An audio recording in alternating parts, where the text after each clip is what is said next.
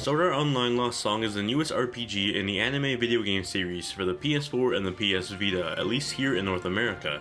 In Asian countries it was also released on the PS3.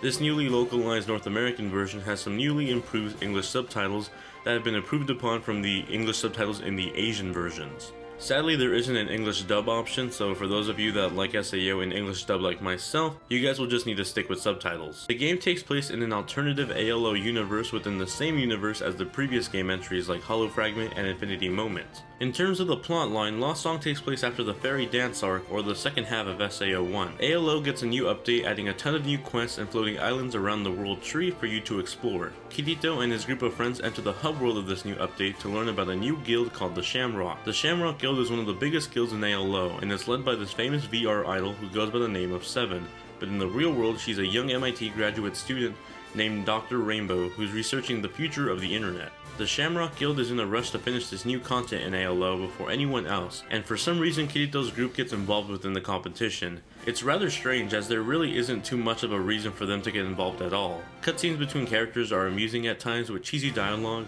but occasionally you'll end up with a cutscene of Kirito doing his famous unintentional flirting with the female cast. Sometimes these situations will be funny, like Agile becoming kawaii with his cat ears, or something more awkward like Asuna fighting Kirito and Clen with a dirty magazine. One thing I really appreciated in this game is how much more linear it is in the way it plays compared to something like Hollow Fragment.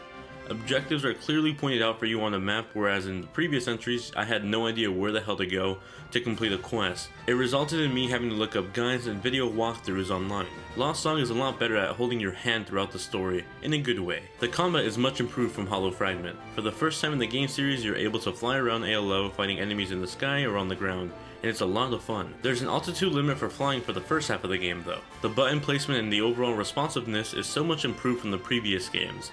As someone that played Hollow Fragment earlier this year, I'm happy to see that there isn't a terrible frame rate drop in the hub areas anymore.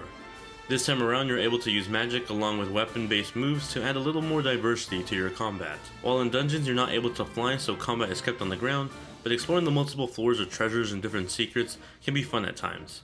Although the combat has greatly improved and has been diversified a little bit more with the addition of flying and magic, over the course of a 20 to 30 hour campaign filled with very similar types of enemies and dungeon layouts, the combat started to get a little bit stale after a while. The party size has been increased to a total of 3 players compared to 2 players in Hollow Fragment, and the party members seem a lot less derpy this time around. They're actually pretty useful. You can purchase new weapons for each character, equipping armor, new skills, and even new outfits for them to wear. Going to Lisbeth with some money will let you enhance your weapons to further improve their attributes like the damage amount. One thing to note though is that weapons and accessories can get really pricey, so at least for my playthrough, I found myself sticking to my 3 established characters I started the game with rather than switching characters midway. You can swap any combination of 3 party members from the 15 playable characters. So yes, you can play as Asuna, Lifa, or Lisbeth if you wanted to. You can also create your own character for use offline, but the game will still recognize you as Kirito, and the customization options for your character are extremely limited. The multiplayer mode is a lot of fun. You can access this mode through the hub world, and it lets you connect with other SAO fans online for either versus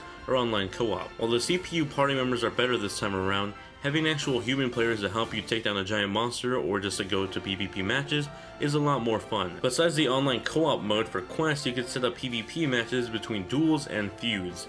Feuds are team versus team while duels are 1v1. These game modes are a lot of fun, and even more fun if you have friends that have a copy of the game. The PS4 and the PS Vita version are very similar in gameplay with the ability to use cross-save, but not crossplay sadly, although if you have a Vita and a PS4 you can use remote play to play the game over to your Vita via the PS4 version. Overall, Sword Art Online Lost Song is an amusing game for a while. As someone that enjoys the SAO anime and not just the Arc 1 of SAO1, I really like soaring through the skies of ALO and fighting large boss battles with familiar faces. Seeing all my favorite characters was really great. The fan service was kept to a minimum with the exception of a few skimpy outfits and some weird flirtation scenes, and being back in the SAO universe was really fun. But the lack of diversity between certain enemies and the layouts of dungeons started to take a toll on me. I still had fun playing and being in the universe of SAO, but this is not something I'd recommend getting at full price. Currently the game costs about $60 on PS4 and $40 on the PlayStation Vita, but if you can find it on sale for either the Vita or the PS4 version, and if you're a fan of the anime, then I'd say go for it. But if that criteria isn't there, I'd say save your money and time and go rewatch the anime in the meantime. And that does it for my review of Sword Art Online Lost Song for the PS4 and the PlayStation Vita. I hope you guys found the review enjoyable and informative, and if you did, please be sure to drop it a like and share it with your friends as it really helps the channel grow and I greatly appreciate it. Thank you all very much for watching, and I'll catch you guys in the next video. Later.